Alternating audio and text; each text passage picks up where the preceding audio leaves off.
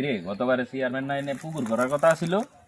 হ্যাঁ চেয়ারম্যান সাহেব, এত কইছিল পুকুর করবো। এই যে গম ক্ষেতটা আছে না, হ্যাঁ, এই গম ক্ষেতটা লইয়া ওই তো জায়গায় হলে বড় একটা পুকুর করার কথা আছে। মানে তো মন্ত্রণালয় পুকুর করার কথা দিবার বাজারে না খাইছে, পুকুর তো করলো না। ও তাহলে এই অবস্থা। হ্যাঁ চেয়ারম্যান সাহেব, এই কামই করছে আগেরটায়। ভালোই হইলো, তাহলে তো এক কাজ করা যায়। এক কাজ কর, নতুন করে বাজেট কর, পুকুর ভরাট করার বাজেট।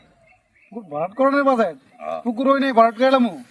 ভরাট তো আছেই, খালি একটু ছবি টবি তুলে প্রমাণ নিবি, ব্যাস।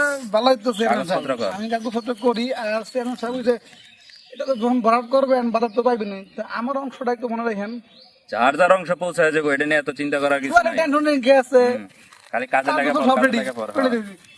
ওকে। প্রিয় দর্শক, এই যে আপনারা দেখলেন এক চেয়ারম্যান এসে পুকুর খনন করার কথা বলে টাকা খাইলো, আরেক চেয়ারম্যান এসে ওই পুকুরকে ভরাট করার কথা বলে টাকা খাইলো।